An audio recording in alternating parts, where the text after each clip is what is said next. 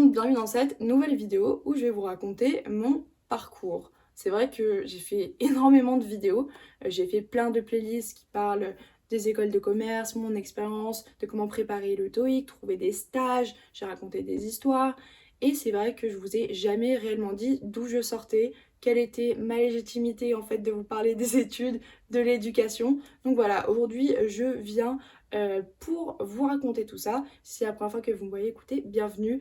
Donc comme je vous ai dit, je parle d'énormément de choses qui traitent donc de l'éducation. Je vous invite à aller regarder ma chaîne, à vous abonner, à liker, à partager si ça vous intéresse ou si ça intéresse un proche. Et moi, dans tous les cas, ça m'aiderait énormément. Donc on va commencer du tout début, étant donné que il s'est passé plein de trucs, écoutez, qui ont impacté en fait ma situation actuelle. Donc tout a commencé en grande section de maternelle étant donné que j'ai sauté une classe. Voilà, donc ça c'est pas très important, mais c'est quand même une petite pièce de l'histoire pour la suite. En fait, j'ai passé 6 ans à la base en Belgique, je suis française, hein, mais j'ai vécu 6 ans en Belgique pour le travail de mon père qui nous a amené à un peu voyager. Et donc voilà, j'arrive en primaire à Paris, où je passe environ 6 ans aussi, et tout se passe bien, j'étais euh, assez bonne élève, on va pas se mentir. Voilà, je travaillais bien, j'étais pas excellente, mais c'est vrai que quand je m'y mettais, ça fonctionnait plutôt bien, pas trop d'efforts à avoir. Et à côté de ça, je faisais de la danse classique depuis donc vraiment très longtemps. Et on m'avait proposé plusieurs fois de faire sport-études, de faire l'école de l'Opéra de Paris pour devenir danseuse classique. Et moi j'étais restée là-dessus. Je faisais 2 fois de la danse classique par semaine. À côté de ça, je faisais aussi du tennis ou du judo, tout dépendait. Mais moi vraiment, ma vie c'était la danse classique. Et en fait, un jour, mon père, donc quand j'avais environ 10 ans, nous dit, bon maintenant, on va déménager, on va aller vivre en Afrique, au Libéria. Donc c'est un pays qui sortait tout juste de guerre, un pays anglophone. Donc moi j'étais un peu en mode, ok, cool. Enfin tu sais, j'avais 10 ans, j'y connaissais rien moi à l'Afrique, hein. L'Afrique c'était ce qu'on voyait aux infos, ou sinon c'était les plages et les cocotiers. Voilà, c'était ça, moi, mon expérience sur l'Afrique. Donc on y va et je suis absolument choquée. Donc j'avais 10 ans quand on est arrivé et j'avais jamais vu ça, je me rendais absolument pas compte. Moi qui donc avais vécu en Belgique et à Paris, j'arrive en Afrique dans un pays en ruine, tout simplement. C'était donc juste après la guerre civile. Euh, les routes en terre battue, enfin c'était vraiment très choquant. De plus, d'autant plus qu'il y avait certaines personnes qui se baladaient avec des machettes dans la rue, beaucoup de gens qui étaient amputés, il y a énormément de pauvreté. Je crois que c'était le deuxième pays le plus pauvre du monde après Haïti à l'époque. Donc vraiment choquant. Donc on fait notre vie, je suis en école américaine, donc je fais le début de mon collège, donc 5e, 4e et 3e là-bas, en anglais. Et je me souviens, moi je parlais pas du tout anglais quand je suis arrivée, et donc on nous a mis comme ça dans l'école avec mon frère, et démerdez-vous. Donc j'ai appris l'anglais comme ça en 6 mois, et donc c'est pour ça d'ailleurs que je vous recommande de faire des voyages linguistiques ou partir dans un pays où vous ne connaissez pas du tout la langue, étant donné que c'est la meilleure façon d'apprendre. Quand je vous dis qu'en 6 mois j'ai appris l'anglais, j'étais trop chaude après et encore aujourd'hui, je travaille en anglais et je pratique et ça ne s'oublie pas, c'est comme le vélo. Je suis les cours donc en anglais, le système américain et en fait ce qui est marrant c'est que le système américain il est un peu à l'envers. J'ai l'impression que ce que j'ai appris, il y avait beaucoup de choses méga basiques, c'est-à-dire qu'on faisait des multiplications, mais à côté de ça, par exemple, en sciences physiques, on faisait des trucs, mais des dingueries, genre, des trucs que j'ai pas fait jusqu'à ma terminale, quoi. Donc vraiment, c'était assez bizarre. Et quand je suis rentrée en France, donc 4 ans plus tard, quand j'avais 14 ans ou 15 ans, ils m'ont fait redoubler parce qu'ils ont jugé que j'étais pas au niveau français et donc je suis revenue donc en 3e. Mais vu que j'avais, donc souvenez-vous, sauté une classe en grande section de maternelle, eh bien j'étais retombée dans ma classe normale, donc en 3e. Donc ça se passe et franchement, moi je suis revenue, j'étais en mode j'en ai rien à faire des cours. Grosse crise d'adolescence. Je me fais un piercing sur la langue, je me fais toutes les oreilles, 7 trous en tout. Enfin vraiment j'étais loin, même genre. J'étais un peu dans ma période, pas Kaira, mais enfin voilà, un peu rebelle. Et je me souviens un jour après les cours, j'avais une copine qui m'avait percé la lèvre avec une boucle d'oreille. J'avais eu l'espèce de piercing là horrible et c'était une de mes boucles d'oreille. Enfin voilà, cette période absolument affreuse. Donc je rentre au lycée, donc c'était Jacques Decour à Paris. Et franchement la seconde, moi je la passe au fond de la classe à juste être une cancre, tout simplement. Alors je me tape des méga barres, je kiffe mon année, je fais n'importe quoi. Mais du coup je redouble. Voilà, chose qui arrive, je redouble et franchement j'avais le seum. J'avais le seum. Sauf que je me suis retrouvée avec des gens trop cool et des gens que j'ai grave appréciés. Donc voilà, je fais ma seconde, je kiffe, nanana. Et je passe en première ES. Donc à l'époque, c'était appelé comme ça. C'était spécialisation économie sociale, enfin je sais plus, voilà, genre c'était ES. Et donc franchement, moi, le lycée à partir...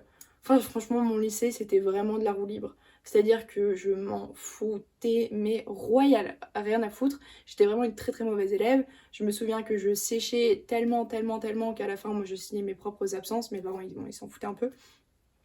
Je signais mes propres absences, si bien qu'à un moment, je sais plus comment ça s'appelle, pas le proviseur, mais bon, le CPE, il vient me voir et il fait: bon, Lorraine, il y en a un peu marre que tu sèches, quoi. Et j'étais en mode ok, dac. Et du coup, il m'a mis quelques heures de colle, genre je crois qu'il m'a mis genre un mois d'heures de colle, que je n'ai absolument pas fait. J'étais en mode je vais aller en prison si je fais pas les heures de colle. Non. Donc je les ai pas faites.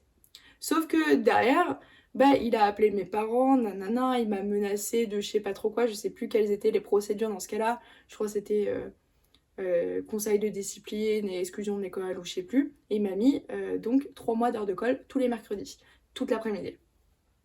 J'étais en mode ok, bon ça devient un peu plus sérieux, je vois que ça peut avoir des répercussions sur moi, sur ma scolarité, donc je me dis ok je vais les faire, donc je passe 3 mois en heure de colle. Heure de colle je trouve que c'est vraiment le pire truc, franchement t'apprends rien, c'est vraiment genre nul, enfin c'est... J'avais vraiment l'impression d'être un zombie.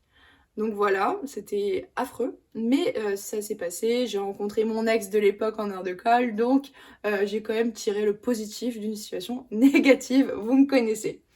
Et donc vient le bac que je rate, mais c'était vraiment... je m'étais pas du tout préparée, je faisais genre, franchement je sais pas, genre je pense que je faisais des fiches pour faire des fiches comme tout le monde en fait. J'ai... c'était n'importe quoi, j'avais des post-it collés dans la maison et tout, mais je pense que c'était plus des trucs... Enfin, tu sais quand tu vas sur YouTube, comment bien réviser, comment réviser au dernier moment et avoir 20 sur 20, tu vois. Sauf que du coup, t'appliques toutes les méthodes, mais en vrai, genre, si t'es pas dedans, si t'es pas motivé, bah ça va jamais marcher, tu vois, il faut s'impliquer. Et donc, moi, c'était exactement ça. Il y avait des post-it dans mes toilettes, dans la cuisine, j'avais des fiches de toutes les couleurs, j'avais des dessins, des mind maps, bref. Je rate mon bac, j'avais environ une trentaine de points à rattraper.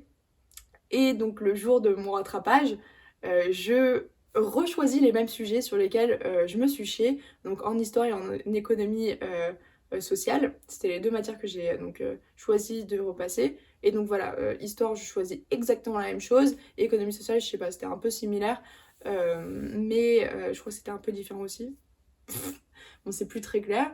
Mais voilà, et finalement, j'ai mon bac, enfin. Et donc là, qu'est-ce que je vais faire? Qu'est-ce que je vais faire? Je savais pas. Enfin, moi, je m'étais absolument pas renseignée. À l'époque, donc c'était pas Parcoursup, c'était APB. Donc, un peu le même principe. Tu remplis les facs, tout ça, que tu désires, les prépas. Moi, je savais pas du tout. Donc, j'ai un peu mis, je sais pas, HEC, tout ça. Enfin, bref, j'ai été pris nulle part, tout simplement.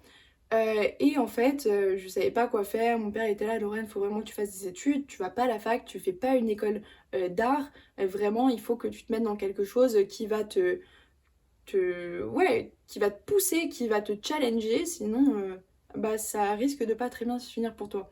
Et il avait tout à fait raison. Et il a bien fait de m'empêcher d'aller en école d'art. Ouais, parce que j'aime bien parfois dessiner, tout ça. Mais voilà, c'est pas ma passion, j'ai pas envie d'en faire mon métier. C'est un hobby rapidement, une fois par an. Tu sais ce que je veux dire? Donc, il me force à regarder un peu ce que mes copines font. Du coup, moi, je demande auprès de mes copines: ouais, vous faites quoi et tout. Donc, droit, littérature, nanana. J'étais en mode... pfiou. C'est beaucoup, hein, ça demande beaucoup de travail. Donc j'avais un peu la flemme. Et là, j'ai une copine qui me fait ouais, moi du coup, je vais faire une école de commerce. Moi, je fais ok, commerce, là, ça sonne une cloche dans ma tête. Commerce, c'est la base de tout en fait. Commerce, tu peux tout faire. Enfin, je veux dire, si je fais du commerce de l'art, enfin, si je fais du commerce, je peux faire du commerce dans l'art, je peux faire du commerce de lit, je peux faire du commerce de services de ménage, je peux tout faire. Je peux vendre de la marijuana. Tu vois ce que je veux dire? Du coup, moi, j'étais en mode, what? Qu'est-ce que c'est qu'une école de commerce? J'en avais aucune idée, vraiment. Moi, j'étais mais à la ramasse au lycée. À la ramasse, mais vraiment, je ne blague pas. Et donc elle me dit ça, on va donc passer les concours. Pour ça, on fait une prépa pour les concours, genre de 2 semaines, je crois. On passe les concours, je réussis. J'étais en mode what? Genre, qu'est-ce qui se passe? Enfin, c'est la première fois vraiment où je me sentais fière de mes performances. Enfin, je sais pas, c'était improbable. J'avais vraiment cette image de moi étant la cancre. Et donc là, je suis acceptée donc, à l'EDEC Business School et je crois à Kedge. Et donc EDEC, je choisis ça parce qu'apparemment c'était plus reconnu. Et donc je choisis d'aller à Lille parce que c'était plus proche de Paris. Donc j'y vais, je me mets en coloc et tout, genre trop bien. J'avais donc je crois, j'avais 19 ans je crois quand j'y suis allée, donc parce que j'avais redoublé la seconde. Et donc je me mets en coloc avec la pote qui m'a donc parlé de ça. Ça se passe trop bien. Donc je suis en BBA avec elle, on tombe dans la même classe. Et en fait, à savoir que donc le BBA c'est en 4 ans. Tu fais 2 ans sur le tronc commun, donc juste Business Administration et Management. Et après, tu as 1 an où tu peux choisir une spécialisation. Et la 4e année, tu te spécialises. Donc 2 premières années, je suis avec elle dans la même classe. C'était trop bien. C'était trop stylé. Donc j'ai trop kiffé et honnêtement j'étais en roue libre. Première année, je découvre les associations. Moi, waouh, j'arrive dans un monde vraiment que je n'imaginais même pas. Je savais pas que il y avait autre chose que de la torture en cours. Vraiment, mon cerveau il a explosé. Et le truc c'est que moi j'ai kiffé faire la fête, je kiffais sortir, je kiffais les assos, j'ai listé pour le BDE et derrière moi je travaillais pas. Mais je travaillais pas du tout. Je faisais n'importe quoi. J'étais exactement la même personne qu'au lycée. Aucune structure, aucun rien. Je dormais, je me faisais virer de cours, n'importe quoi. Franchement, n'importe quoi. Ce qui fait qu'à la fin de l'année, ils demandent de faire un stage. Je fais un stage en Afrique du Sud. Donc ça, c'était un piston. Je travaille dans une très grosse boîte en Afrique du Sud pendant 1 mois. Et je me fais rappeler avant la fin de mon stage, donc au bout de 3 semaines, parce que je passe au rattrapage. Donc là, je regarde mon bulletin et je vois qu'en fait, il me manquait 0,03 points.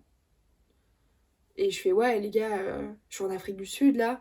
Enfin, j'envoie un mail vraiment où, tu sais, je demande à mon tuteur de stage de relire mon mail, histoire que je fasse un truc bien pro, bien carré. Je l'envoie donc à la personne en charge donc, dans l'administration de l'EDEC. En mode, ouais, je fais rayonner l'EDEC à l'international et tout. Je suis en stage dans telle boîte. Au vu de mes notes, est-ce que ce serait pas possible de me faire une petite fleur, étant donné que je vais devoir payer mon billet d'avion en retour et donc juste perdre 500 balles de mon autre billet d'avion. Et les decks, non. Non, c'est mort, tu reviens au rattrapage. Donc, encore le rattrapage. Et je sais pas, dans ma tête, ça cliquait pas, je voyais pas que c'était de ma faute. Et donc, dans ma tête, j'étais persuadée que c'était la faute du monde entier, mais pas de la mienne. Donc je vais dans cette mentalité-là, et franchement, le seum et tout, je commence vraiment à cultiver un truc négatif en moi contre les decks, contre l'école de commerce et tout, non. Donc je passe au rattrapage, je réussis, je passe en 2e année, je suis vice-présidente de mon association, et en même temps de ça, je suis au BDE dans le pôle événementiel. Encore une fois, ça se passe très très bien, les assos, tout ça, moi je kiffe. Quelle ambiance, franchement, école de commerce, pour cette ambiance-là, c'était incroyable. Mais encore une fois, 2e année, les cours, j'avais du mal. Je sais pas, j'étais un peu plus sérieuse parce que j'avais un peu plus compris l'enjeu et je voulais absolument pas me retrouver au rattrapage encore une fois. Mais en même temps, moi je voulais juste kiffer, quoi, je sais pas. J'avais aucune structure, je connaissais pas mes méthodes d'apprentissage. Donc c'était vraiment un truc qu'il fallait vraiment que je recommence de zéro. Et la flemme. Donc je faisais le minimum syndical et je kiffais. Donc 2e année, je passe ric-rac, mais je passe. Donc après avoir obtenu mon année, je fais 2 mois de stage à Paris qui se passe très bien et je me prépare donc à aller en stage pour ma 3e année. Donc en fait, Les 6 premiers mois, je les faisais en stage et les 6 deuxièmes mois, je les faisais donc dans ma nouvelle spécialisation qui était IBT, spécialisation marketing. Et l'IBT, c'est International Business Track et donc c'est 100% en anglais. Donc les 6 premiers mois, je les fais en Allemagne et en fait, ce qui se passe, c'est que je sais pas pourquoi, mais en deuxième année, ils nous parlaient des échanges et tout, nanana. Et moi, je sais pas, je m'étais dit, je suis éligible aux échanges. Sauf que pas du tout, vu que j'étais passée au rattrapage en première année. Et moi, je sais pas, je me dis, je suis passée au rattrapage avec 0,03 points de retard. Ils vont voir ça, ils vont se dire, bon, allez, on la laisse, quoi, il y a suffisamment de place pour les échanges. Que nenni. Donc, ce qui se passe, c'est que j'apprends ça 2 semaines avant la fin des cours, que je dois trouver un stage pour dans 2 mois, un stage de 6 mois, je dois trouver un appart. Et là, je suis en mode, oh putain, c'est encore la vie qui me joue un mauvais tour. C'est encore la vie, c'est pas moi. Donc je trouve mon stage, ce que je trouve le premier truc. Vraiment le premier truc. Je me pose pas de questions, je relis pas plus que ça l'offre de stage et je me fais avoir. C'était n'importe quoi, ça n'avait rien à voir avec mon offre de stage. Je me suis retrouvée à faire des 45 heures par semaine, obligatoires, en Allemagne, au fin fond du trou du cul du monde, on va pas se mentir, c'était à genre 2 heures de Francfort. Me demandez pas. Et donc vraiment à faire un travail de robot. De robots, le management était horrible avec moi, ils étaient sexistes. C'était vraiment la pire expérience de toute ma vie. Et franchement, quand je suis rentrée à Lille à la fin de ces 6 mois, j'étais en mode, oh, genre, c'est bon, là, je me suis pris une claque de réalité. J'étais vraiment... Ça m'avait un peu cassé, quoi. Ça m'avait un peu déréglée et j'étais en mode, ok, maintenant il faut que je donne tout, nanana. Sauf que, au fur et à mesure des semaines, je donne tout, tout ça, je me prépare à prendre les bonnes habitudes, sauf que derrière, je retrouve la fête lilloise. Oh, et du coup, j'ai quand même bien travaillé, mais j'ai kiffé la fête lilloise, j'étais avec une autre coloc et c'était trop bien. Mais j'ai commencé à comprendre que bah, toutes les choses négatives qui m'arrivaient, c'était un peu à cause de moi, quoi. Si j'avais fait ce stage, bah voilà, c'était parce que je m'y étais pas prise à l'avance, parce que aussi j'étais passée au rattrapage, alors qu'en soi, si j'avais un tout petit peu plus bossé, 0,03 points, si j'avais un tout petit peu plus bossé, eh bien, j'aurais peut-être pas été au rattrapage, j'aurais peut-être eu un échange et peut-être que toutes ces gars-là ne seraient pas tombées sur moi. Donc voilà, je commence à réaliser ça, je commence juste à grandir, prendre en maturité et donc c'était une super année et donc à l'issue de cette année, on doit choisir une spécialisation pour notre 4e année. Je choisis donc de faire e-commerce et digital business.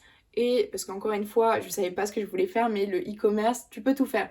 Donc voilà, je suis toujours dans cette mentalité et donc je décide d'aller donc à Nice, étant donné que ma filière n'était que donc sur le campus de Nice.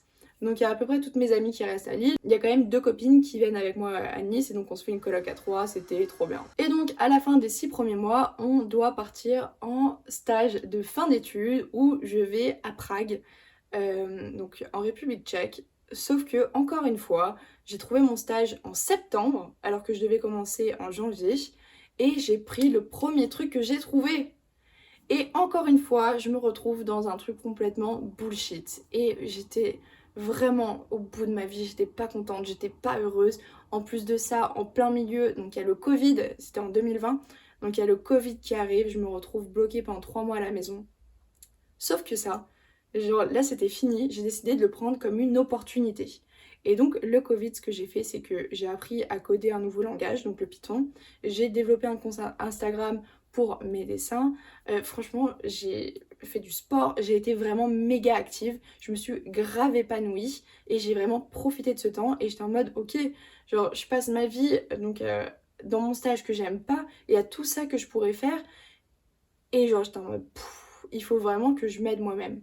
Il n'y a personne qui va m'aider, il n'y a personne qui va me tendre ça dans la main.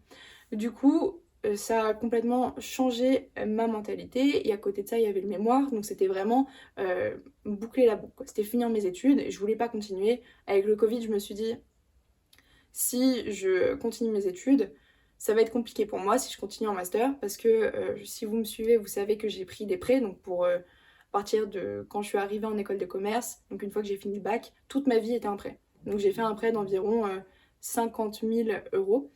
Et donc ça veut dire que donc, après mon stage, j'aurais dû en recontracter un pour donc payer mon master plus ma vie.